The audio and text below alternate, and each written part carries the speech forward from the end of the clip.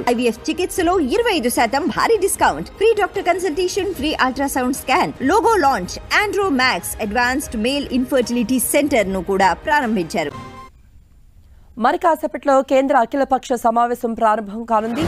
Parliament budget సమావేశాల సందర్భంగా ఈ మీటింగ్ ఇప్పుడే మొదలైంది. కొత్త ప్రభుత్వం ఏర్పాటు తర్వాత అఖిలపక్షం తొలిసారిగా భేటీ అయింది. పార్లమెంట్ హౌస్ ఎనెక్స్ లో అఖిలపక్ష సమావేశం ప్రస్తుతం జరుగుతోంది. రేపటి నుండి ఆగస్టు 12 వరకు పార్లమెంట్ బడ్జెట్ సమావేశాలు జరగనున్నాయి. రేపు పార్లమెంట్ ముందుకు రాబోతోంది ఆర్థిక సర్వే. ఎల్లుండి లోక్సభలో ఆర్థిక మంత్రి Nirmala Sitharaman budget ప్రవేశపెట్టనున్నారు.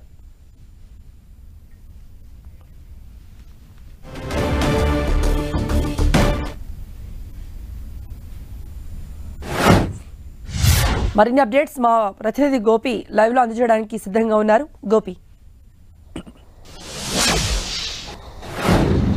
Parliament budget సమావేశాలు రేపటి నుంచి ఆగస్టు 12వ తేదీ వరకు కూడా జరగబోతున్నాయి. ఈ నేపథ్యంలో కేంద్ర ప్రభుత్వం అఖిలపక్ష సమావేశాన్ని ఏర్పాటు చేయడం జరిగింది. కేంద్ర పార్లమెంటరీ వ్యవహారాల శాఖ మంత్రి కిరణ్ రిజిజు, అలాగే రాజ్నాథ్ సింగ్ సహా పలువురు కేంద్ర మంత్రుల నేతృత్వంలో ఈ అఖిలపక్ష సమావేశం జరుగుతుంది.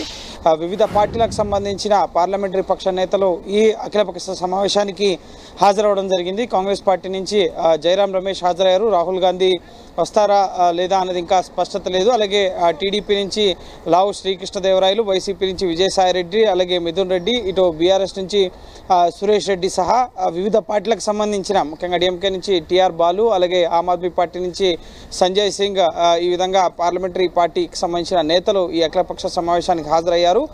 ప్రధానంగా పార్లమెంటు సమావేశాలకి సహకరించాల్సిందిగా ప్రభుత్వం తీసుకొచ్చే కీలక బిల్లుల చర్చల్లో పాల్గొనాలి, అలాగే చర్చల బిల్లుల ఆమోదానికి మద్దతు ఇవ్వాలి అని చెప్పి ప్రతి పార్లమెంట్ సెషన్స్ ముందు కూడా బడ్జెట్ సెషన్ కానీ రెగ్యులర్ వర్షాకాల సమావేశాలు కానీ పార్లమెంట్ సమావేశాలకు ముందు ఈ విధంగా అఖిలపక్ష సమావేశాన్ని ఏర్పాటు చేయడం ఆనవాయితీగా వస్తుంది. అయితే మూడవసారి కేంద్రంలో ఎన్డీఏ ప్రభుత్వం అధికారంలోకి వచ్చిన తర్వాత జరుగుతున్న తొలి అఖిలపక్ష సమావేశం ఇది. అఖిలపక్ష సమావేశానికి ప్రధాని మోడీ హాజరవుతారా లేదా అనేది కూడా గతంలో ముఖ్యంగా అఖిలపక్ష సమావేశాలకు ప్రధానులు హాజరైన సందర్భం ఉంది. ప్రధానిగా నరేంద్ర మోడీ ఎన్నికైన తర్వాత కూడా ముఖ్యంగా కొన్ని సందర్భాల్లో ఆయన కూడా అఖిలపక్ష సమావేశానికి వచ్చారు. అయితే ఇప్పుడు పూర్తి స్థాయి మెజారిటీ లేదు, ఎన్డీఏ మీద పూర్తిగా డిపెండెంట్ అయ్యి ప్రభుత్వాన్ని ఏర్పాటు చేసింది కాబట్టి బీజేపీ. సో ఈ అఖిలపక్ష సమావేశానికి మోడీ హాజరవుతారా లేదా అనేది కూడా మనం వేచి చూడాల్సి ఉంటుంది.